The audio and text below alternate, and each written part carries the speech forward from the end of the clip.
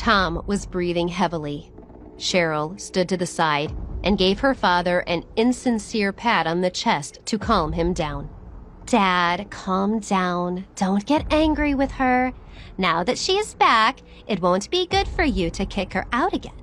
Besides, the child is innocent, and he's your grandson."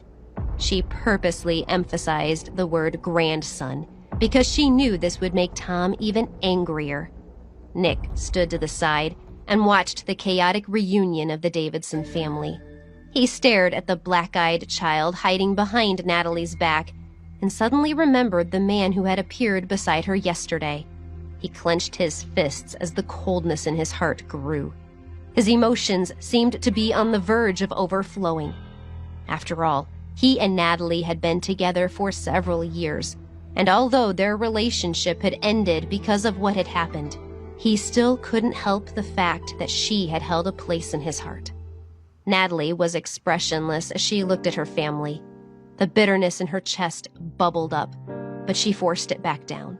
She had thought her father might react like this, but when she saw it in person, she couldn't help but feel pain. No one knew what it had been like for her to be exiled abroad. She had been so poor before Liam was born that she sometimes had no money to eat and nowhere to sleep. She had eaten only one meal a day in order to save. She had suffered all sorts of hardships and been the victim of all sorts of crimes. But even though she had nearly starved to death in the streets, no one had called her to ask if she was doing okay.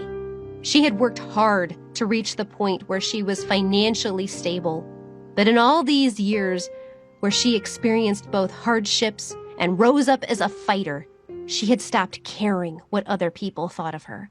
Now, she did not care what her father thought. "Liam is my son." She let out a heavy breath, burying her memories of the past. "I don't care whether you accept him or not. I've only come back to attend the engagement party. As soon as it's over, I'll leave." Tom stared at her disdainfully. "You can come to the party, but you definitely can't bring your child. Just because you don't mind being shameless doesn't mean we're cool with you embarrassing the family." Natalie did not care about bringing Liam to the party. She had no feelings about all this but disgust. So she casually agreed and then turned around and left with Liam.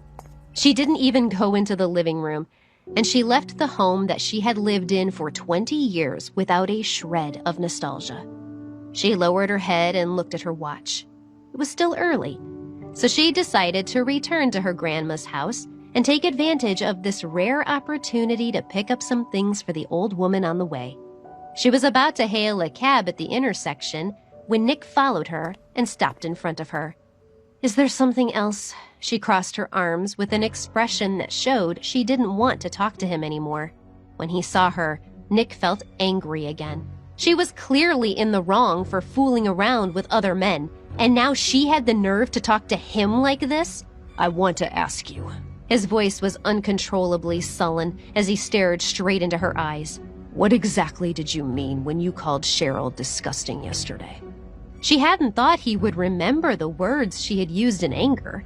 She was stunned for a moment before she indifferently raised her head to look at him. "What right do you have to say something like that to her?" When she didn't respond, he clenched his fists and shouted, "You're the disgusting one! You betrayed me back then and played around with another man.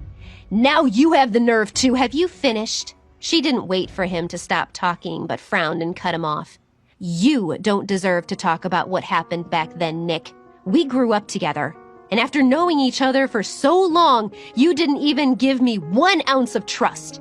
When she spoke, she became so enraged that her chest felt tight.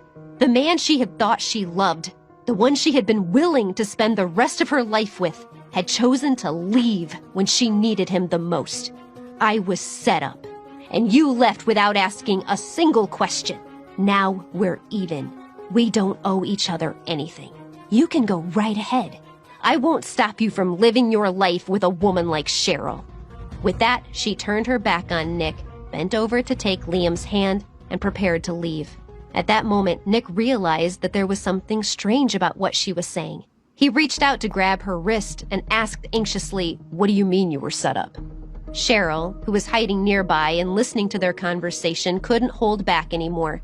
She quickly walked over to them, grabbed Nick's waist, and said coquettishly, "Nick, why did you come out here? Why don't you come back with me?" She couldn't completely hide the panic on her face. It was obvious that she wanted to stop Natalie from speaking the truth. Natalie glanced at her and laughed inwardly. "You showed up just in time." Hearing her disdain, Nick immediately became defensive. "It's odd that you were saying all this. Is it because you want to make Cheryl look bad?" She looked at him, wondering what kind of spell Cheryl had put on him to make him like this. "If you're so protective of her, why are you still following me? You two are living your lives, so just leave me alone." Natalie couldn't bear to listen to their nonsense any longer. She spit out her words and left with Liam. Don't let your excitement die!